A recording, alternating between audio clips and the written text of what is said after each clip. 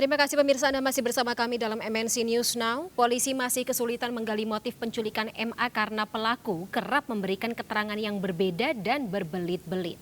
Saat ini polisi juga fokus memastikan kondisi kesehatan fisik dan psikis MA di Rumah Sakit Polri Kramat Jati.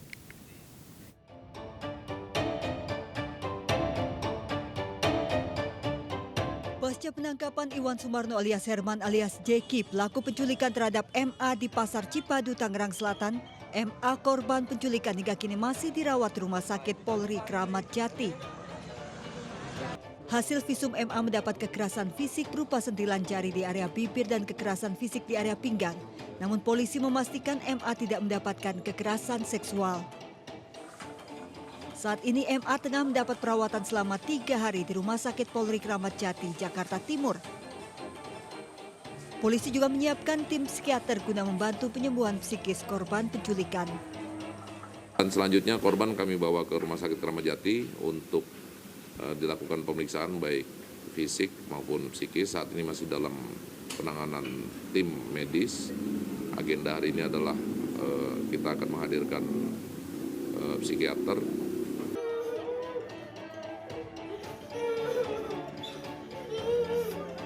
Sementara itu orang tua MA tak mampu membendung rasa haru saat sang buah hati kembali ke pangkuan. Tangis kebahagiaan juga terpancar di wajah tunggal ayah kandung MA yang setia menanti kepulangan putri tercinta. Orang tua korban berharap kondisi fisik dan psikis MA membaik sehingga sang buah hati bisa kembali pulang ke rumah. Alhamdulillah kondisi Malika sehat.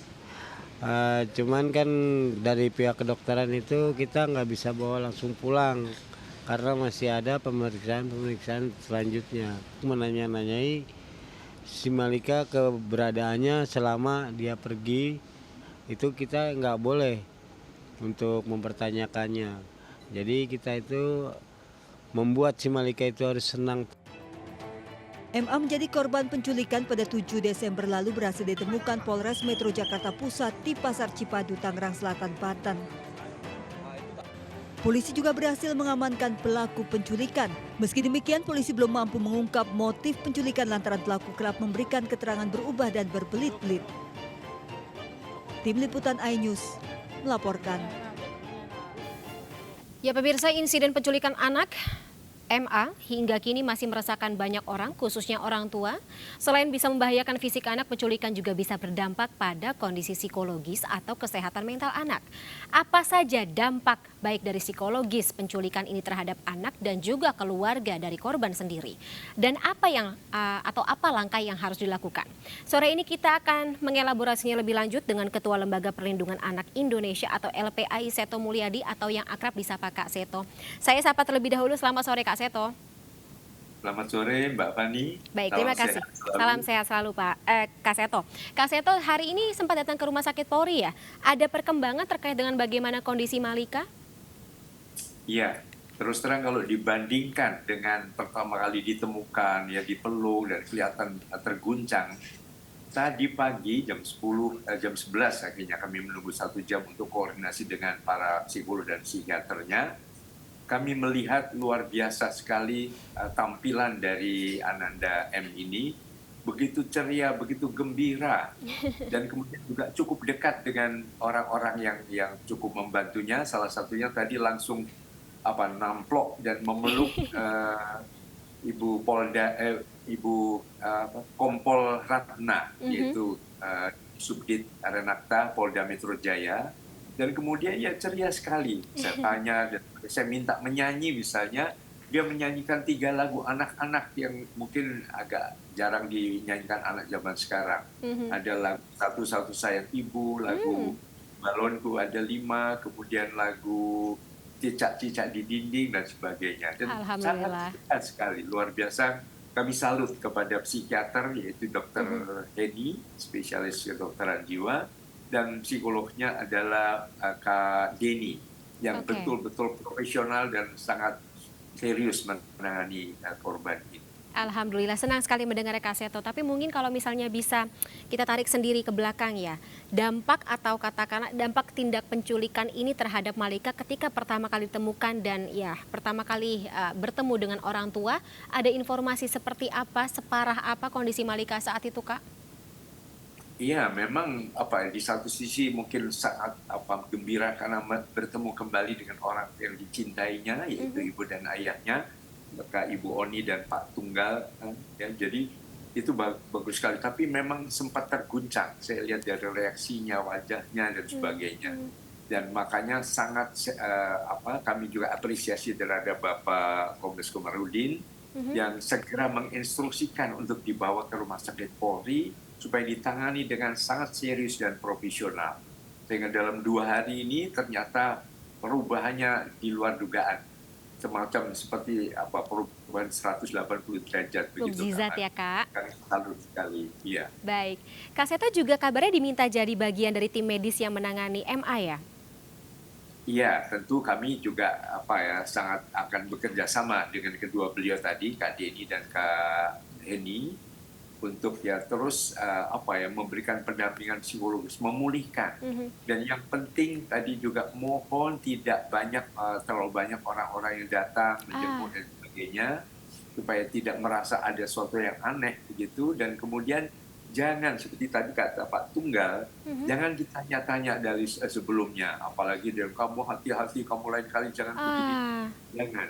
Jadi betul-betul melihat ke depan dan bermain gembira, tadi menyanyi, menggambar, mungkin juga semacam cerdas tangkas dan sebagainya. Dan mungkin juga dibawa ke tempat-tempat yang dia bisa berlari-lari, mungkin memanjat untuk perosotan dan sebagainya. Jadi itu yang paling utama, ke dunia anak yang indah.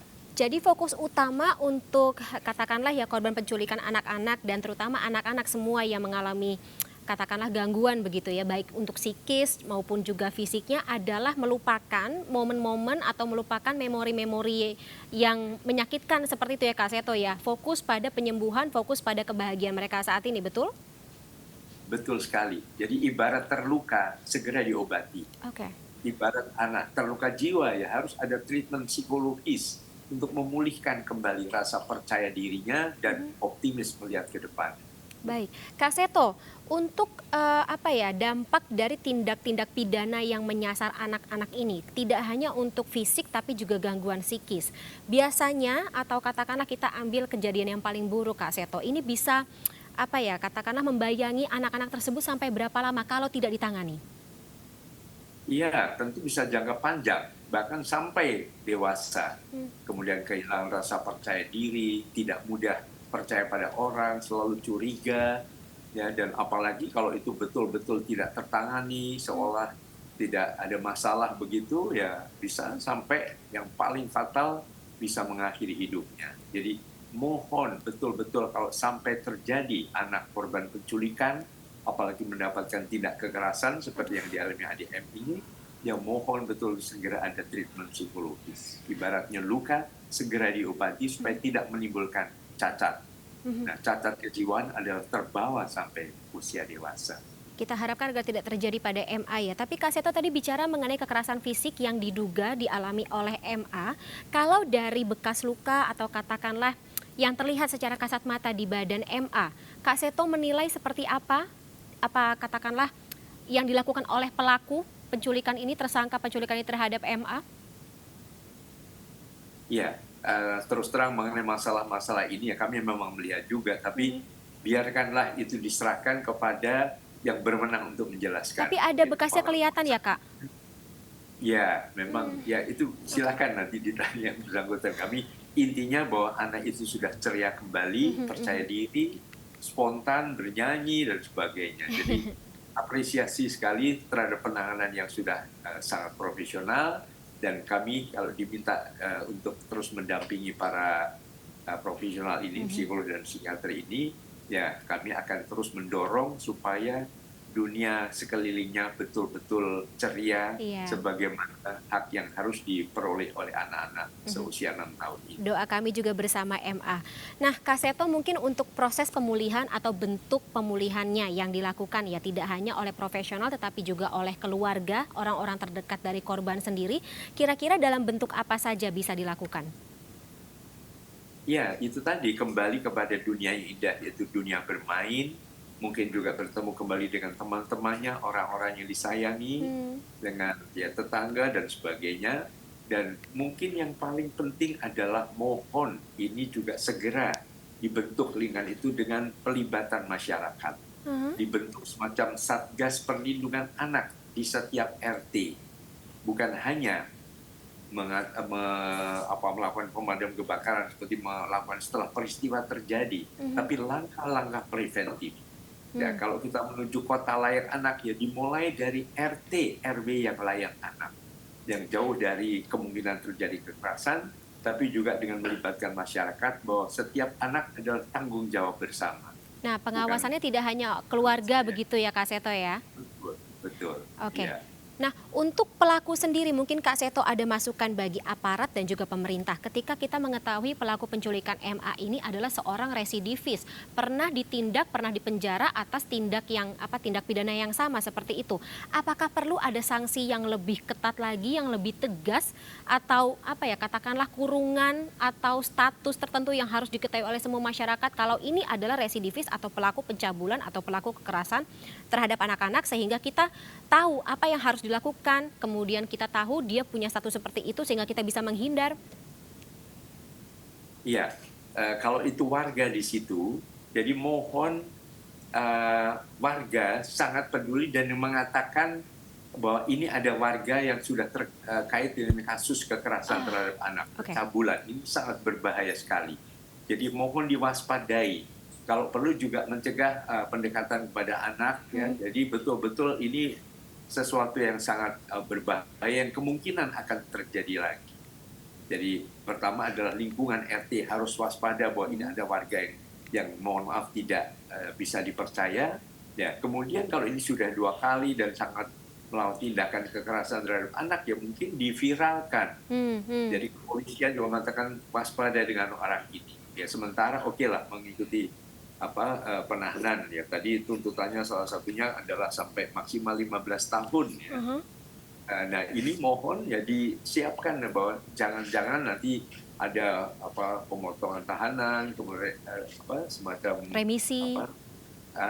remisi, akhirnya dikeluarkan lebih cepat dan sebagainya. Ya mohon itu diviralkan, ini adalah pelaku kejahatan terhadap anak. Kalau di luar negeri atau di Amerika Serikat kan dalam semacam data diri secara online juga tertulis bahwa dia adalah pelaku pencabulan atau kekerasan seksual terhadap anak, sehingga ya dari lingkungan sekitar bisa menimbang-nimbang untuk memperlakukan atau katakanlah ya tadilah gitu masuk ke dalam lingkungan lagi seperti apa begitu ya Kak Seto.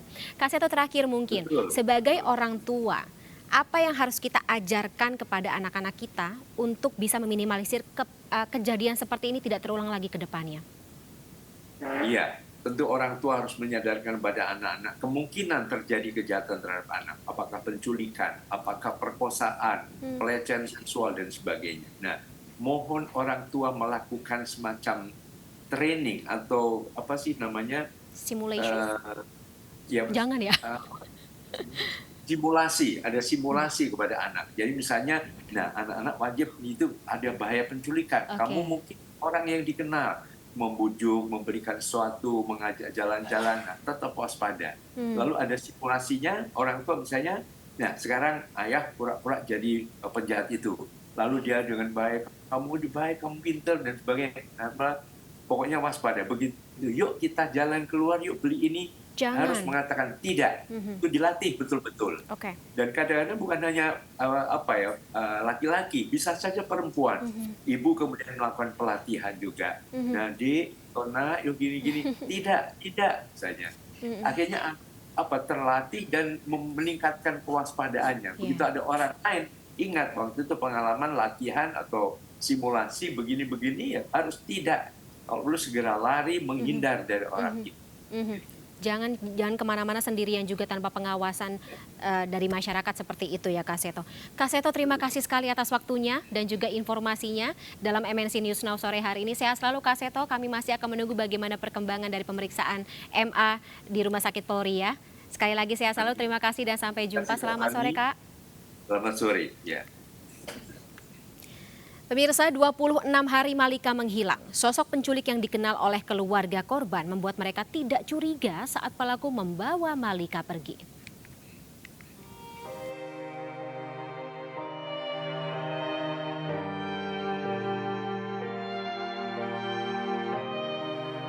Malika, bocah berusia 5 tahun diculik pada 7 Desember 2022. Malika dibawa kabur dengan menggunakan bajai dari Jalan Gunung Sahari 7A, Sawah Besar, Jakarta Pusat. Saat itu, kakak Malika berjaga di warung mereka. Pelaku yang dikenal oleh keluarga korban mampir ke warung mereka untuk membeli teh. Kemudian pelaku yang dikenal bernama Yudi mengajak Malika untuk ikut membeli ayam goreng. Korban dan pelaku saling mengenal sehingga membuat korban tak melawan. Berbekal rekaman CCTV, keluarga Malika melaporkan penculikan ini ke kantor polisi. Keluarga dan warga pun tak kenal lelah berkeliling menempelkan poster Malika di sekitar rumah. Akhirnya, jejak kelam terduga pelaku penculikan Malika Anastasia terungkap. Terduga pelaku bernama Iwan Sumarno, berusia 42 tahun, adalah warga Kampung Malaka, Cilincing, Jakarta Utara.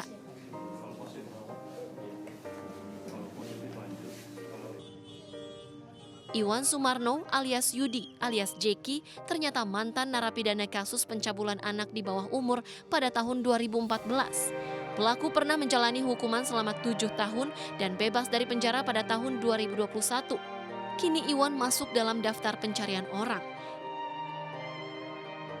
Identitas terduga pelaku terungkap berdasarkan informasi adanya kesamaan fisik terduga pelaku dengan pelaku penggelapan sepeda motor di RW 5 Kelurahan Pademangan yang berhasil diamankan warga beberapa waktu lalu.